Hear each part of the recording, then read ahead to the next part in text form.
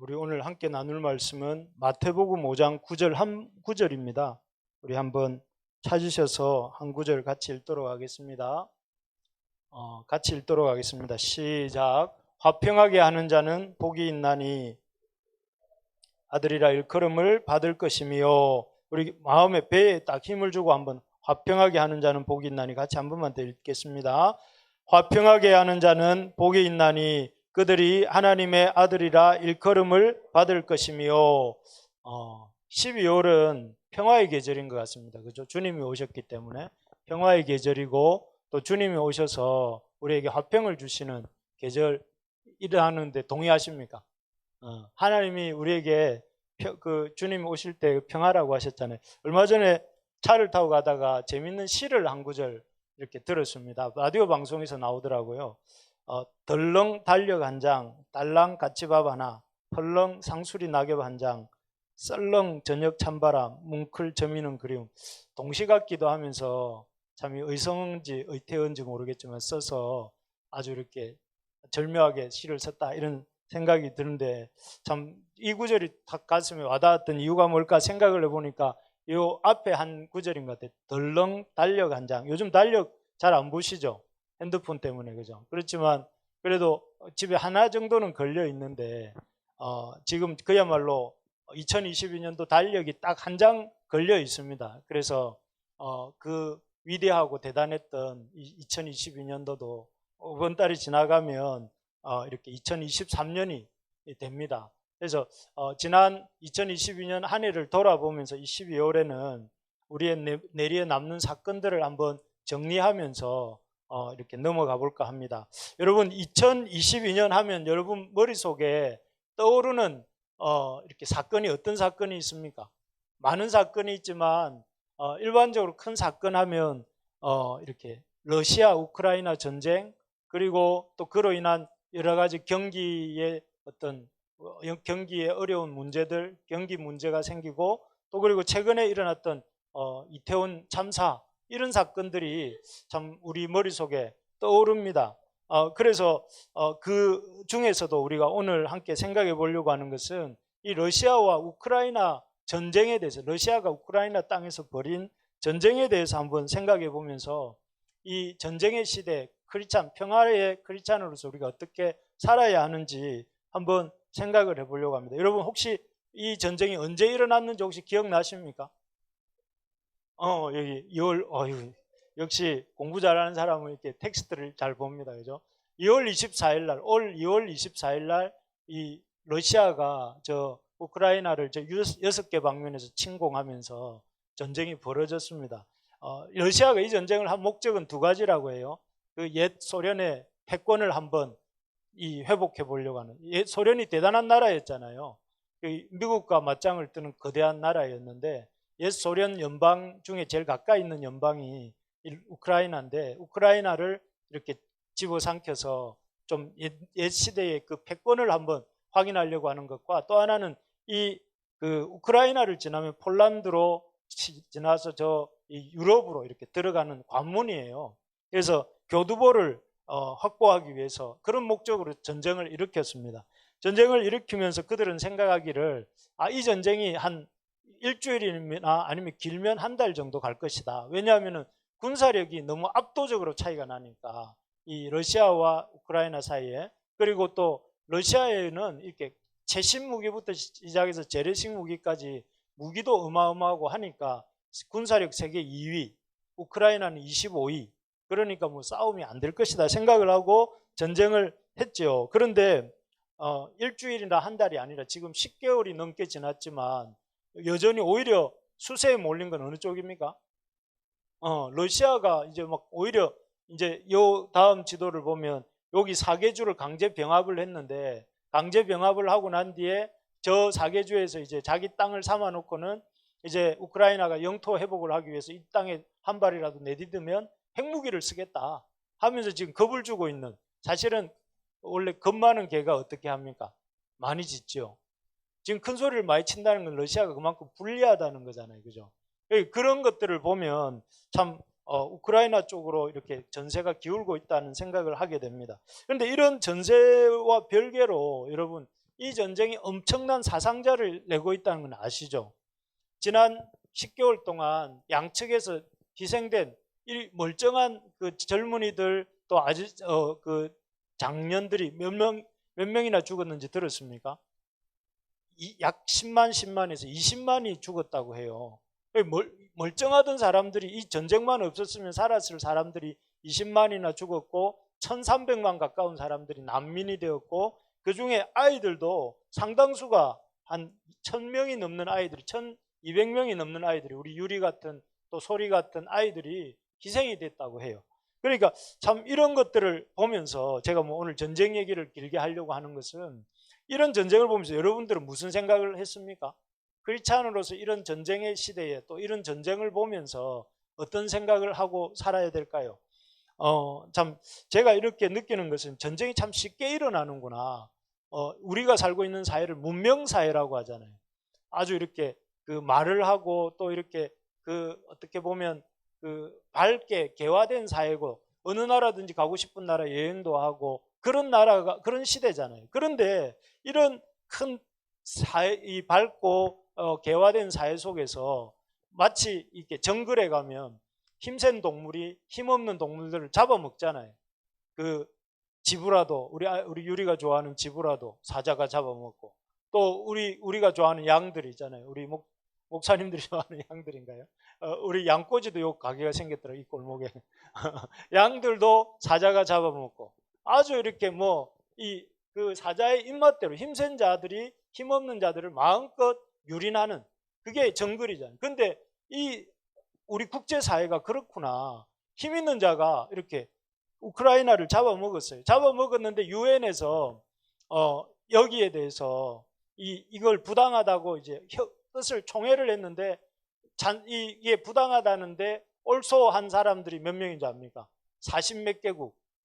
안 올소한 사람. 그냥 우크라이나 침공한 뭐 그럴 수도 있어 라고 한 사람이 몇 개국일까요?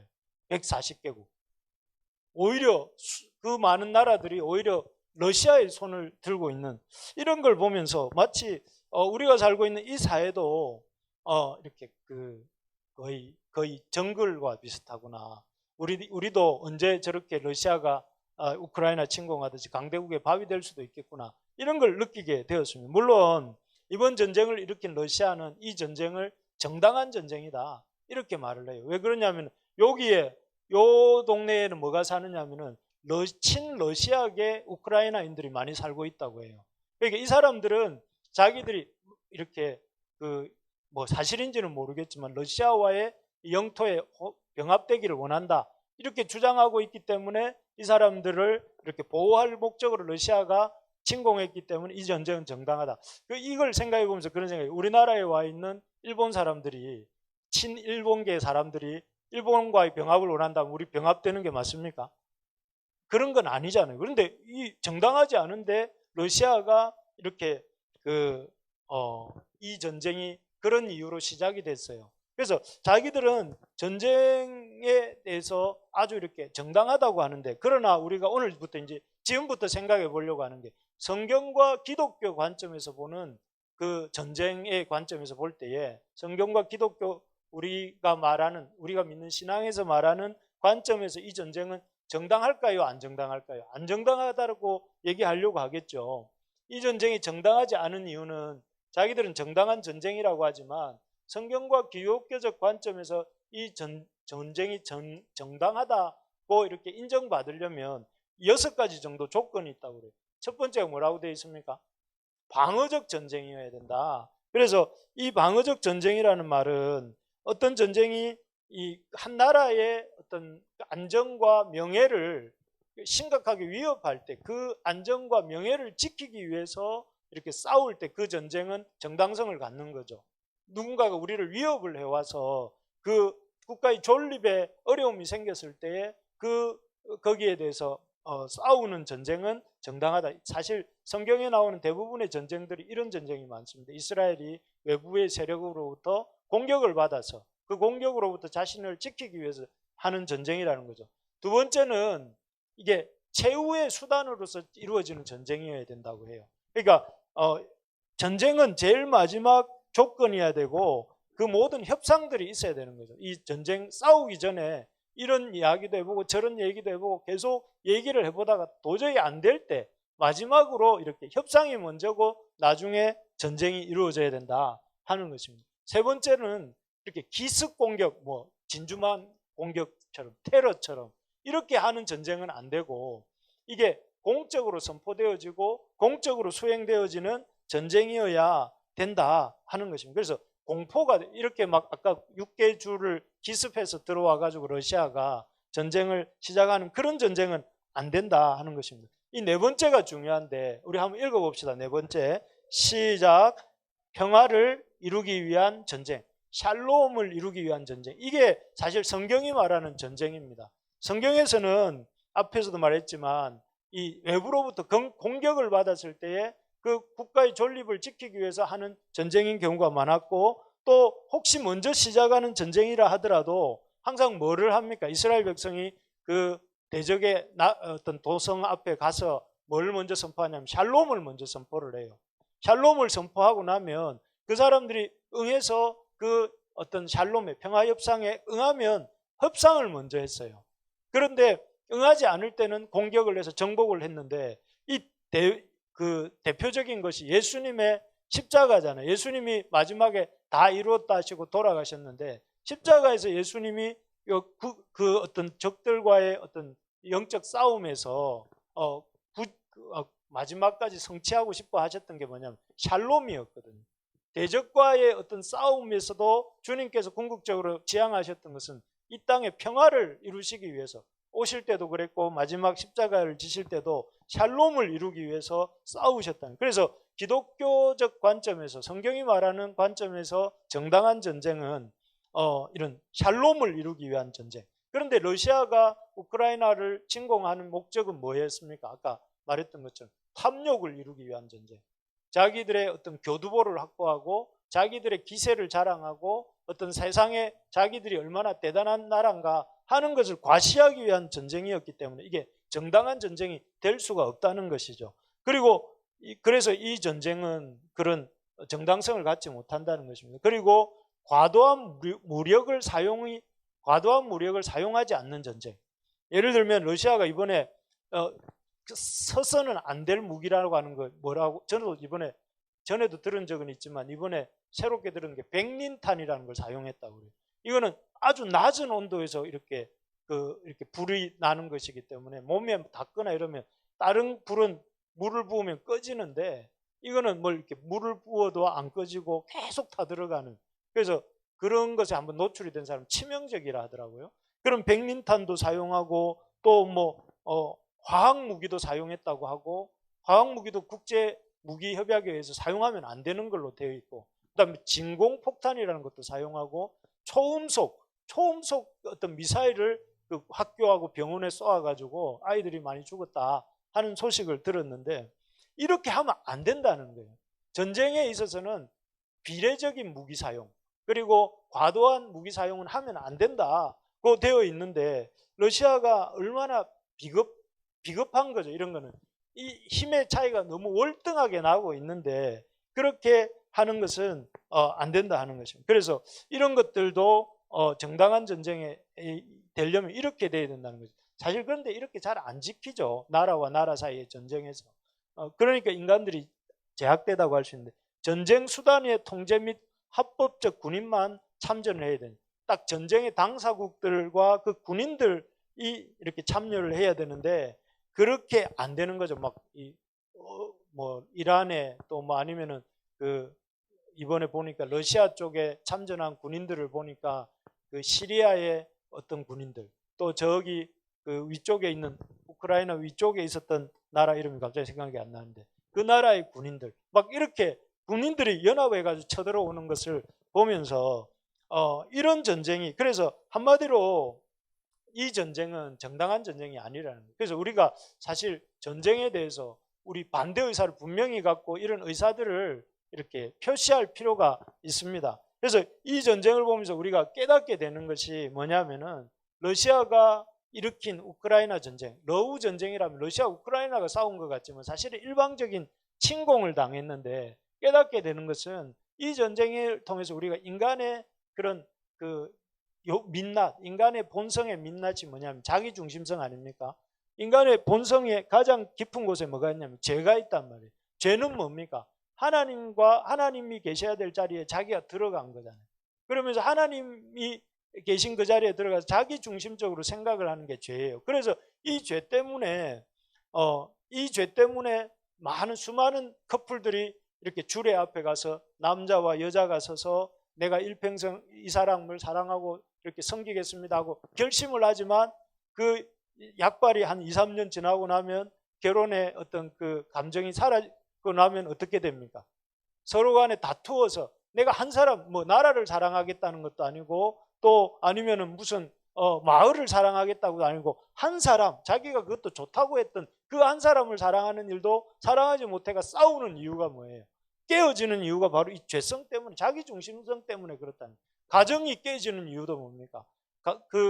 누구보다 사랑해야 될 자식을 부모가 사랑하지 못하고 또 부모를 사랑해야 될 자식들이 사랑하지 못하는 이유가 뭐예요? 이것도 역시 자기중심성 때문에 그렇죠. 그뿐만 아니라 이런 자기중심적 죄성이 우리 생태계도 지금 다 부숴놓고 그래서 이 지구 온난화가 생겨서 살 곳이 못 되어 가고 있는 이유도 지금 오스트리아가 망할 지경이라더라고요. 이유가 오스트리아에 해발 3,000m 이상의 스키장들이 많아서 그 나라의 주 수입원이 스키 관광객들을 통해서 이렇게 돈벌이를 해서 이렇게 먹고 사는 나라인데 눈이 녹으니까 이게 스키장이 안 되니까 손님이 안 오고 관광객이 안 오니까 이 나라가 망할 지경이래요. 왜요? 이 인간의 자기중심적 어떤 자연 환경 파괴 때문에 그런 일이 도래된 거잖아요. 그래서 이런 것들의 극대화가 되어서 나타난 게 이 러시아 우크라이나 전쟁이에요. 국가란 이름으로 나타난 어떤 극대화된 인간들의 어떤 자기중심. 그래서 여러분 놀랍게도 그 푸틴을 지지한 러시아 국민들의 푸틴 지지도가 얼마인지 아세요? 81%. 푸틴이 잘하고 있다는 사람들이 10명 중에 8명이 푸틴 잘하고 있다는 거예요. 러시아가 우크라이나 친구. 그러면 러시아와 우크라이나가 벌이고 있는 전쟁을 러시아 국민들이 얼마나 지지하는지 아세요? 68%. 그러니까 77명 정도는 지지한다는 거예요. 상식적으로 생각해 보면 우리 군인이 어디 다른 나라에 가서 그 어린이를 죽이고 부녀자들을 이렇게 겁탈하고 또 사람들을 수없이 죽게 만들고 학교에 미사일을 쏘고 저기 그 병원에다가 미사일을 쏘고 이러면은 우리가 볼 때 그걸 잘하는 일입니까? 못하는 일입니까? 아무리 우리 군대가 한다 하더라도 잘못하는 일이잖아요. 그러면 상식적으로 어떻게 해야 돼? 이거는 아니라고 이렇게 반대를 해야 정상적인 마음이잖아요. 이게 사람의 마음이. 그런데 이 러시아 국민들의 지금 마음이 어떻다는 거예요?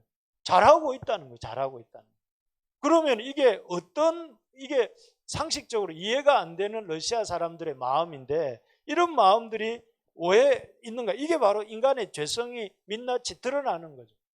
우리에게 이득이 되는 전쟁이면 우리가 이렇게 바라고 원하는 것들을 얻을 수 있는 전쟁이면 괜찮다는 거예요. 러시아 국민들만 그럴까요? 이전에 그랬잖아요. 일본도 그랬고 또 수많은 나라들이 전쟁을 벌인 나라들이 다 그렇게 했단 말이에요. 여기서 우리가 볼 수 있는 게 뭡니까? 이게 인간의 그 자기중심적 어떤 죄성 이런 것들을 보게 된다는 것입니다. 그래서 참 사람들이 무서운 것 같아요. 어떤 객관적 독일이 유대인을 그렇게 홀로코스트를 했을 때도 그렇고 수많은 전쟁들 속에서 죽어갔던 수많은 사람들이 그냥 안 죽어도 될 사람들이 이런 이 인간의 죄성 때문에 그런 일이 일어났다는. 그래서 우리가 참 어떤 생각을 가져야 되냐면은 우리 다른 사람들을 생각할 줄 모르고 다른 사람들이 어떻게 되든 나만 좋으면 된다고 생각하는 그런 자기중심적인 마음들이 이렇게 계속되고 그런 생각들이 모이다 보면 이런 러시아가 우크라이나 땅에서 일으킨 전쟁 같은 전쟁이 일어나게 된다는 것입니다. 그래서 성경은 뭐라고 하느냐면은 자기중심적으로 살면 안 된다는 거예요. 뭐라고 말씀하시냐면은 네가 세상의 중심이 아니고 어떻다는 거예요? 하나님을 기억하라는 거예요. 하나님이 이 세상의 창조자가 되시고 이 하나님이 이 세상을 다스리시는 분이니까 너는 젊은 시절부터 하나님을 기억해야 된다. 여러분 우리 한번 따라해 보세요. 내가 세상의 중심이 아니다. 여러분 꼭 기억하셔야 됩니다. 나는 중심이 아니에요. 우리의 중심은 어디세요? 창조주 하나님이 이 세상의 중심이에요. 그래서 잠언 9장 10절에서 뭐라고 말씀하시느냐 하면은 여호와를 경외하는 것이 지혜의 근본이다. 지혜로운 인생을 사는 가장 기초가 뭐냐? 집을 지을 때 기초가 중요하듯이 인생의 기초가 뭐냐면 여호와를 경외하는 것이다. 여호와가 이 땅의 창조주가 되시 그분을 경외하는 것이 지혜로운 삶의 시작이라는 거죠. 그러면서 예수님도 이 땅에 오셔서 뭐라고 했냐면 그렇기 때문에 너희들이 자기를 부인하고 자기 십자가를 져야 된다. 그래서 우리가 끊임없이 우리 현대 사회는 뭐라 하는 거예요? 네가 원하는 거 맞아. 그거 그렇게 이루면서 사는 인생이 진짜 인생이야. 네가 원하는 거, 네가 먹고 싶은 거, 네가 가고 싶은 거, 네가 하고 싶은 일을 하면서 살아. 맞는 부분이 있습니다. 틀린 건 아니지만 그게 사실은 하나님 경외하는 것보다 위에 올라갈 때는 그게 우상이고 그게 바로 이런 러시아 우크라이나 전쟁 같은 전쟁의 이 발발 원인이 되는 것이죠. 그래서 우리가 항상 이 내 감정을 또 내 욕망을 말씀으로 분별하는 작업들이 필요해요. 이것이 정말 주님이 우리에게 주신 자기를 사랑하라는 면이 있죠.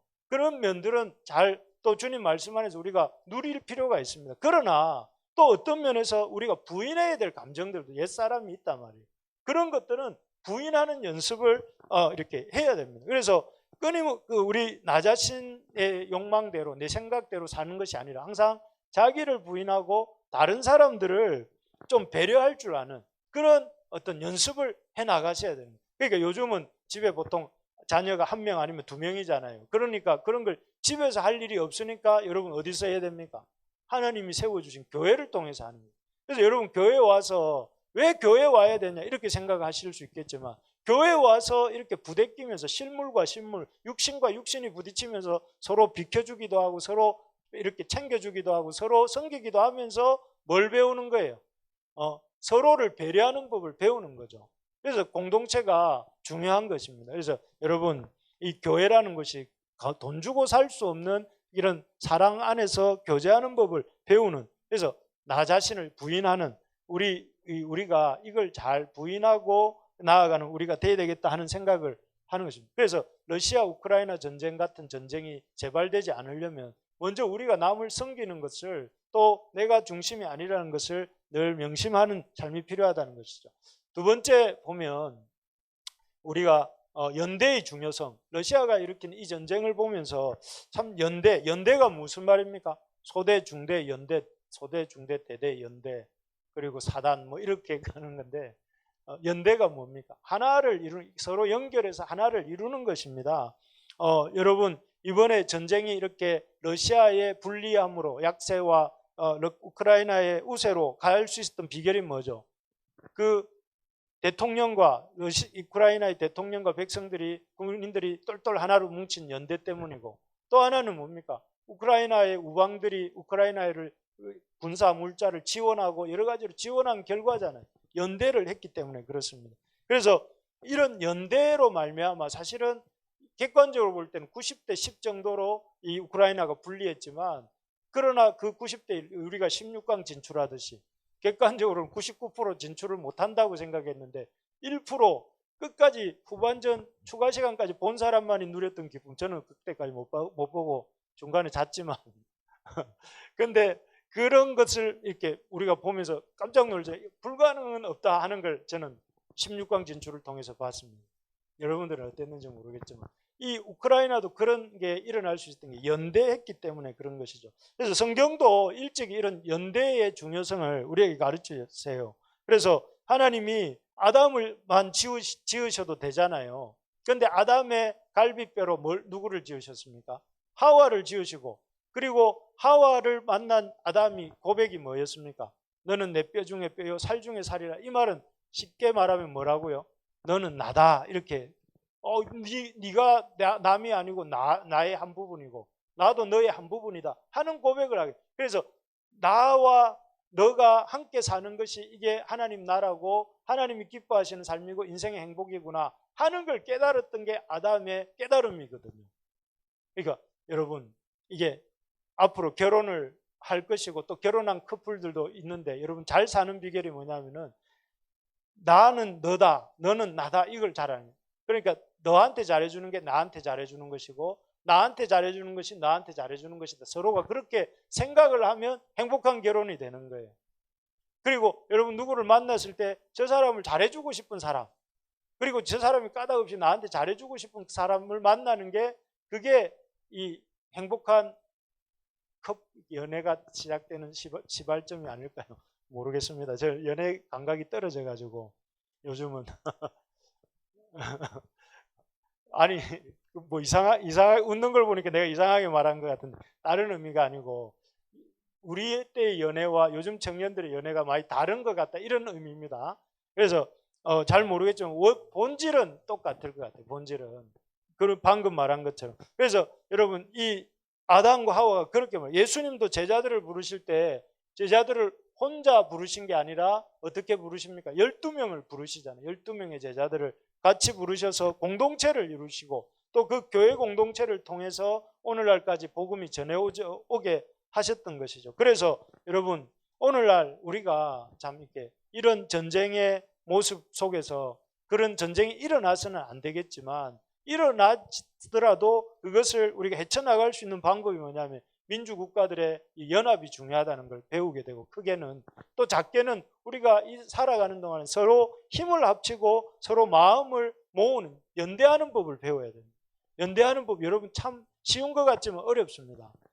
부부도 마찬가지고 가족도 마찬가지고 이 작은 교회 안에서도 서로 여러분 우리 부르심의 교회가 서로 연대하고 있다고 생각하십니까? 그렇게 되기를 바랍니다. 아니 되고 있다고 생각해요. 되고 있다고 생각하는데 우리가 더 이렇게 강하게 하나가 될 수 있도록 해 나가려면 어떻게 해야 될까요? 서로가 서로를 이렇게 돌아보고 관심을 갖고 다가가고 청년들은 장년들한테, 청년들은 또 주일학교 아이들한테, 주일학교 아이들은 아직 어리니까 어른들이 먼저 돌봐야 되겠죠. 또 장년들도 청년들을 돌보고 그러면서 서로 이 작은 교회 안에서도 서로가 연대하는 법을 배워야 됩니다. 그래서 어떻게 하면 연대할 수 있을까? 그래서 오늘 제가 이렇게 나중에 소감 모임 나눌 때 기도 제목 표를 나눠줄 겁니다. 이제 11월이 지나고 12월이 시작되었기 때문에 기도 제목을 적을 수 있는 종이를 나눠드리면 우리 지난달에 여러분 써내신 기도 제목 가지고 우리 열심히 기도했거든요. 한 달 동안. 그래서 이번 한 달도 기도할 거니까 기도 제목도 내어주시고 또 기도 제목 쳐서 제가 우리 카톡방에 올리면 여러분들 좀 그거 보고 같이 기도도 해주시고 이러면 좋겠습니다. 예, 그래서 서로 이렇게 적극적으로 연대하는 법을 배워야 된다 하는 걸 깨닫게 되는 것 같습니다. 마지막입니다. 이 전쟁을 통해서 우리가 깨닫는 것은 우리 한번 3번 같이 한번 읽어봅시다. 시작. 예. 그런데 이 세상은 불행하게도 이 러시아가 일으킨 우크라이나 전쟁은 이걸로 끝이 아니고 앞으로 제2, 제3의 러우 전쟁이 또 일어날 거예요. 여러 가지 형태로 전쟁이 일어나게 될 것이고 그래서 세상은 평화 원하지만 전쟁의 소문이 끊임없이 들려오게 될 것입니다. 그래서 왜냐하면 인간의 탐심이라는 것이 끝이 없기 때문에 그렇죠. 하나를 가지면 하나로 만족하고 사는 게 아니라 또 다른 뭔가를 가지는데 그래서 여러분 1차 세계대전 때 사람이 얼마 죽었는가 보니까 7천만 정도, 몇 천만, 3천만인가? 뭐 그 정도의 사람이 죽었어요. 그러면 사람들이 생각할 때 이제 전쟁은 하면 안 되겠구나 생각을 해야 되는데 2차 세계대전이 일어나잖아요. 2차 세계대전은 얼마가 죽었는지 아십니까? 1억 3천만이 죽었다고 해요. 이 1억 3천만이 죽었는데 2차 대전이 끝나고 불과 5년 후에 1945년에서 5년이 지난 후에 우리 6.25 동란이 일어났잖아요. 동족끼리 서로 전쟁을. 그래서 얼마가 죽은지 아십니까? 죽은 사람만 300만 명이라고 하더라고요. 그 사람이 죽었어요. 그리고 그 후로도 끊임없이 전쟁이 일어나는 것을 보면 이 세상의 길은 전쟁의 길이에요. 그래서 이 전쟁이 억제하기 위해서 힘을 길러야 된다. 이게 팍스 로마나 아닙니까? 로마의 평화.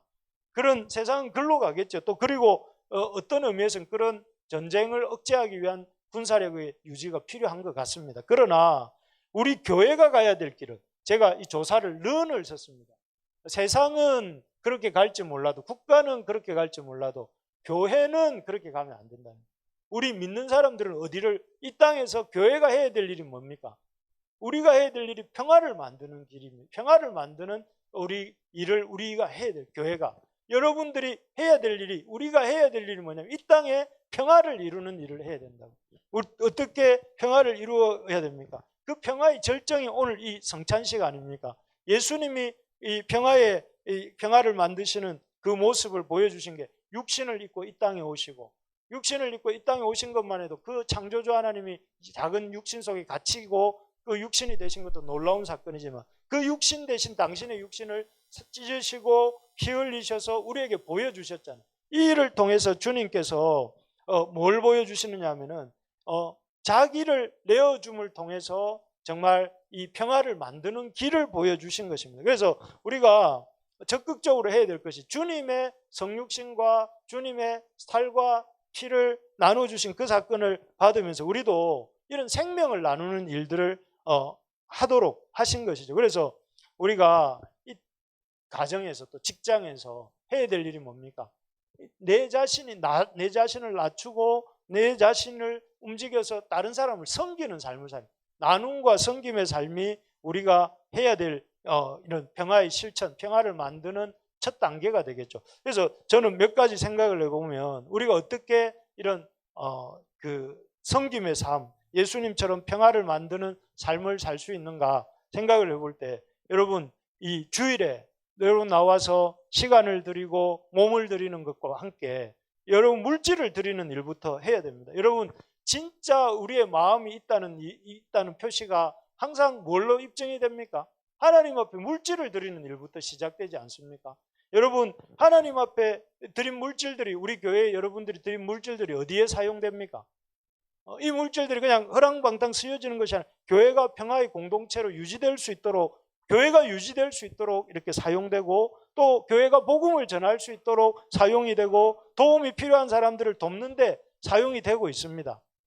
그래서 여러분 올해 이렇게 결산을 해보니까 우리 교회가 많이 수입이 줄어들고 지출은 많아지면서 우리가 막 여러 교회도 섬기고 또 하면서 많이 줄어들었더라고요. 그래서 그런 일들이 일어나는 것을 보면서 느끼는 것이, 우리가 열심히 살았기 때문에 그럴 수 있겠구나 하는 생각과 아울러서 우리가 좀 더 힘써서 우리의 마음을 주님 앞에 올려드려야 되겠다, 이런 생각이 듭니다. 그래서 여러분 작지만 액수와 상관없이 여러분들 우리 하나님 앞에 물질을 드리는 일이 교회를 세워가는 일이다 하는 것을 여러분 기억하시고, 멀리 갈 것 없이 교회를 섬기기 위해서는 섬김과 나눔의 삶을 사는 첫 번째 단계는 주님 앞에 나올 때에 이 교회를 세워 주십시오 주님 하면서 여러분들 물질을 드리는 우리 모두가 됩시다.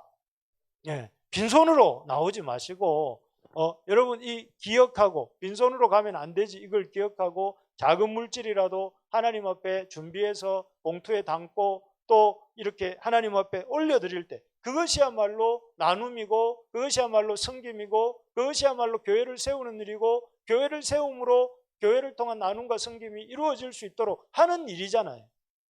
그러니까 여러분 우리가 그런 이 헌금 드리는 일부터, 우리 주일학교부터 작년까지 힘쓰는 우리가 되면 좋겠습니다. 두 번째로 우리가 이런 섬김의 삶, 나눔과 섬김의 주님처럼 사는 길은 무엇이냐면은 실제적으로 어려움을 당한 이들을 돕는 일이겠죠. 우리 주변에 어려움 당한 사람들이 많지요. 대표적으로 오늘 이야기했던 러시아와 침공한 우크라이나 사람들을 위한 헌금 같은 것도 우리가 해야 되겠어요. 그래서 우리 되면은 이제 조만간에 한번 기회가 되면 이런 부분에 대해서 우리도 마음을 모아서 재정을 좀 모으고 또 보낼 수 있기를 바랍니다. 그리고 또 뿐만 아니라 실제적으로 우리 중에도 어려운 사람들이 있을 거예요. 한번 옆에 사람 보세요. 겉보기는 멀쩡해 보이지만 이 사람이 어려움 당하고 있을 수도 있어요. 여러분 이렇게 얼굴이 좋아 보이는 지체가 있습니까? 못 먹어서 떴을 수도 있습니다. 얼굴이. 그러니까 그런 사람들을 보면서 야, 네 얼굴 좋네, 요즘 잘 지내는가 하는데, 이게 아니고 혹시 뜬 건 아닐까? 얼굴이 이렇게 떠가지고 지금 얼굴이 좋아 보이는 건 아닐까? 이런 관심을 가질 필요가 있다니까요. 그러면서 여러분 말로만 아이고 요즘 힘들지 이렇게 아니라 좀 이렇게 흘러가도록 우리가 배려할 줄 아는 그런 게 돼야 돼요. 오늘 와놨네요. 레지날드가 어제 왔더라고요. 그제 와가지고 어제 왔는데 오늘 아마 또 늦잠 잔 것 같긴 하지만 레지날드가 왔는데 어떻게 어디서 생긴 제가 10kg짜리 살을 한 푸대를 줬는데 저는 밥을 안 해 먹을 줄 알았어요. 레지날드는 나이지리아 사람이니까 자기 밥 잘 해 먹는다면서 쌀 주니까 너무 고맙다면서 이렇게 어깨에 짊어지고 걸어가더라고요. 보면서 참 마음이 뿌듯했습니다. 저는 아니 그 밥을 잘 먹는다는 친구가 살 한 포대 메고 가는 모습을 보는데 제 마음이 왜 그래 배가 부른지 모르겠어요. 여러분 우리 지체들 중에 어려운 지체들이 있단 말이에요. 그런 사람들 도와줘야죠. 우리가 서로 힘을 모아서 그럽시다. 그래서 여러분 이 동네 저는 우리 지역에서 그래서 이번에 연합 예배를 드리잖아요. 세계교회가 연합 예배 드려서 거기에서 나온 헌금을 요 지역에 중국인들이 모이는 교회가 있어요. 그 중국인들이 모이는 교회에 중국인 학생들 중에 여기에 와서 예수님 믿고 신학교를 공부하고 있는 유학생이 2명 있다고 해요.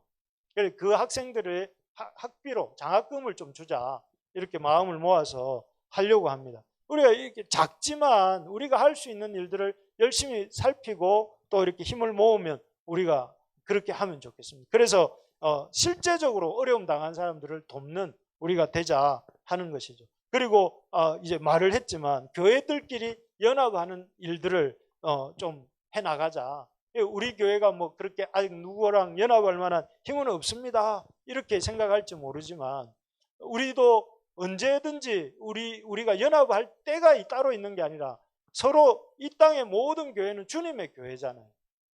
우리 교회만 주님의 교회입니까? 아니잖아요.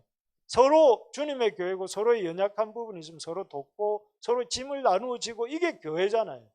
그런 일들을 해나가는 것들이 우리 주님의 보여주신 성육신의 삶을 우리가 이렇게 따라가는 거라고 생각이 듭니다. 말씀을 맺겠습니다. 우리 이 전쟁을 올 한 해 있었던 우크라이나 전쟁을 보면서 우리가 여러 가지 참 이 전쟁에 정당하지 못한 부분들을 살펴보면서 우리가 깨닫게 되는 것 무엇보다 참 하나님 앞에서 서로 연합하면서 살아야 되겠다 하는 것. 또 하나는 우리의 죄성을 좀 이렇게 깨닫고 그 죄성을 부인하며 살아야 되겠다는 것. 그리고 할 수 있는 대로 우리가 이 평화를 만들어가며 살아야 되겠다. 연합하며 이 평화를 만드는 삶을 살아야 되겠다는 것들을 생각해 보게 됩니다. 그런 길들이 작지만 이 땅에 이 러우 전쟁 같은 전쟁이 반복되지 않게 하는 길이고 이 전쟁의 시대에 하나님의 백성들로서 우리가 바른 믿음의 길을 걸어가는 모습이 될 것이라 생각을 합니다.